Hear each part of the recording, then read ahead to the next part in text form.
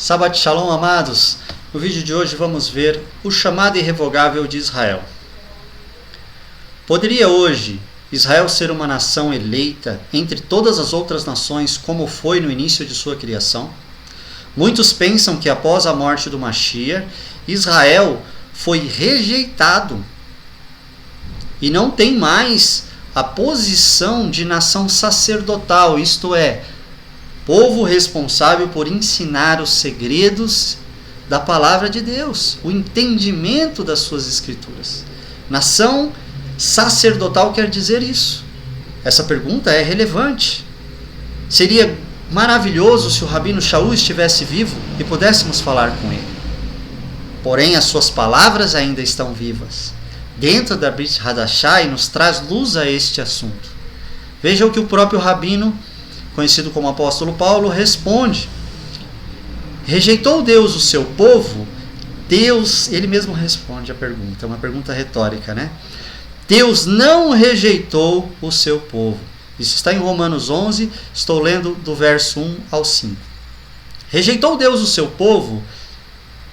Ele responde: Deus não rejeitou o seu povo que antes conheceu. Ou não sabeis que as Escrituras diz de Elias: como clamou a Deus contra Israel? Adonai, mataram os teus profetas, derrubaram os teus altares. Só eu sobrei, e buscam tirar minha vida. Olha que interessante. Paulo vai justificar a sua declaração de que Israel não está rejeitado, fazendo um paralelo com a história de Elias. Por quê? Porque Elias viu Israel matando os profetas que a eles foram enviados. Ora, Yeshua foi enviado à nação de Israel e a nação de Israel o matou, mas não é a primeira vez que estava fazendo isso. E mesmo assim Israel não foi negada ou rejeitada pelo Eterno. Por que seria em Yeshua? Está aqui o texto claramente dizendo, olha, é essa lógica do Rabino. Ele diz: Elias viu Israel matando todos os seus profetas. Só eu sobrei e buscam tirar minha vida. Qual foi a resposta, porém, divina? Reservei para mim 7.000 homens que não dobraram os joelhos diante de Baal. Assim, pois, também agora, continua Paulo, neste tempo ficou um remanescente. Veja, Paulo não era no tempo de Elias. Paulo já é contemporâneo de Yeshua. E ele declara o quê? Que no tempo dele ficou um remanescente de Israel que mantinha vivo esse chamado irrevogável, do qual o próprio Rabino Shaul era um deles. Entende? Eles não rejeitaram, pelo contrário, eles aceitaram e divulgaram. Então, a gente percebe que nas Escrituras esse pensamento de que Israel não tem essa posição sacerdotal não se sustenta. Vejamos mais. Por que Paulo baseava o seu pensamento desta maneira? Será que era só nesse conhecimento da questão de Elias ou tinha algo mais forte que poderia embasar esta palavra do título do vídeo? Vejamos. Há uma aliança milenar conhecida como Aliança dos Pedaços. O nome é Brit Habetarim. O significado do pacto de sangue de animais. Era um pacto de sangue. Era feito entre duas partes e concordavam com os termos do acordo. Matavam um animal, cortavam-no no meio, colocavam-o no chão com um espaço entre as duas metades. As duas pessoas então repetiam os termos do pacto e, de mãos dadas, passavam pelo meio das partes do animal. O que isso significava? Número 1, que se uma das partes quebrasse o pacto, o seu sangue seria derramado como o daquele animal. 2, o animal era substituto das pessoas que faziam o pacto. Isto é, elas se consideravam mortas e por isso não poderiam mudar aquele concerto. Sobre aquele assunto é como se fossem mortos, não muda mais, é inegociável, é algo irrevogável, era imutável aquele acordo. Por isso que era chamado de pacto de sangue entre os pedaços, né? Isso é muito sério, era irrevogável.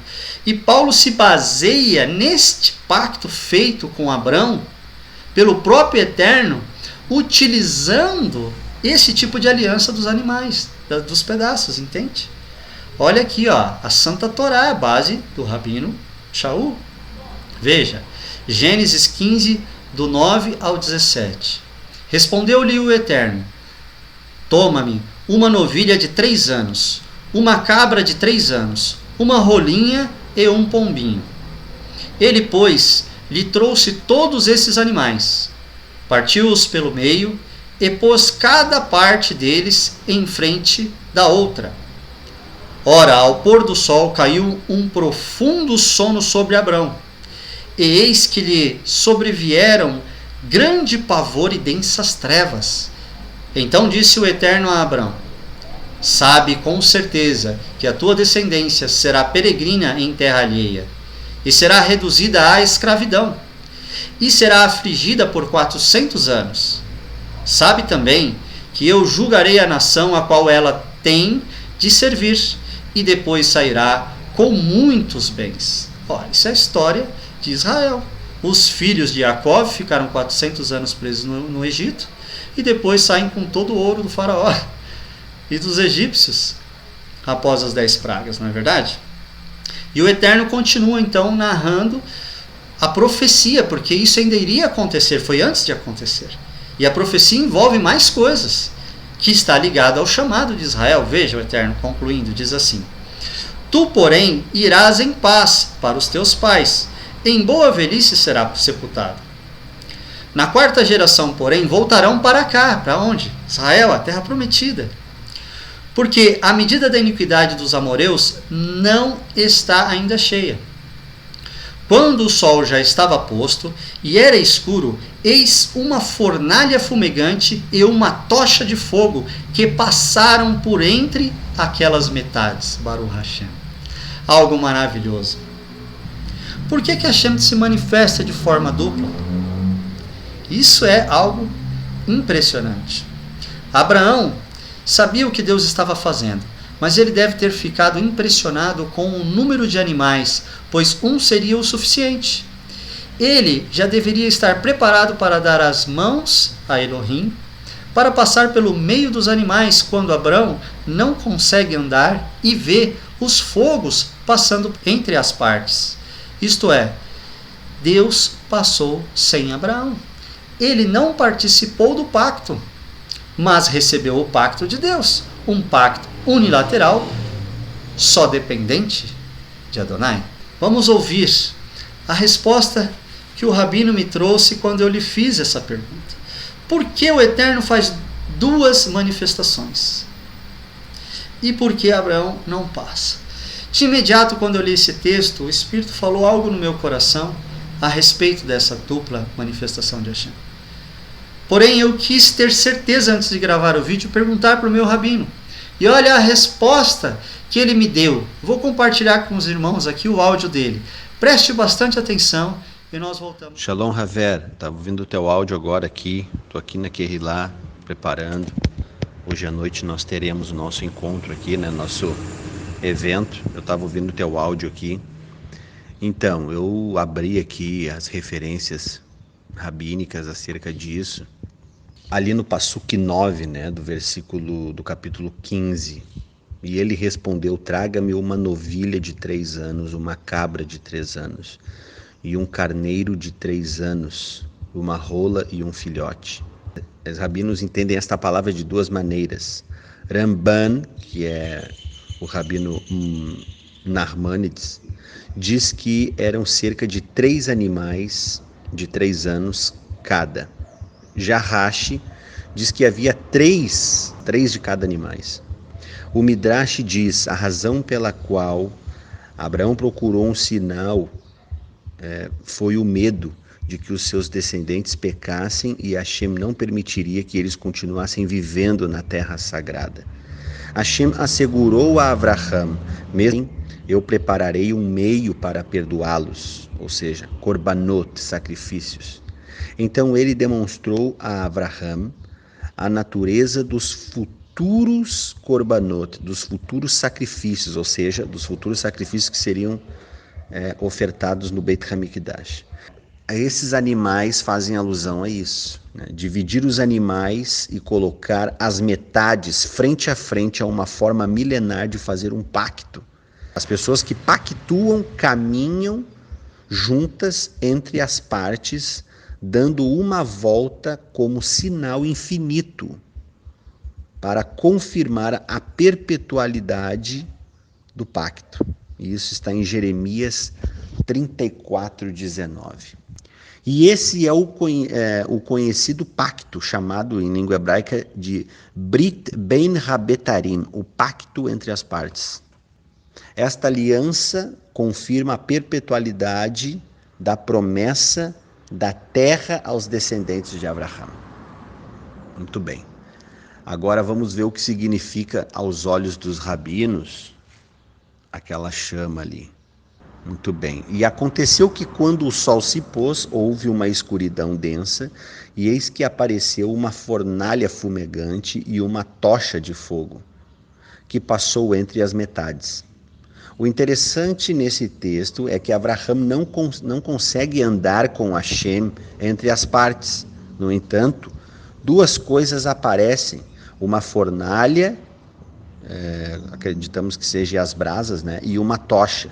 Dois fogos diferentes.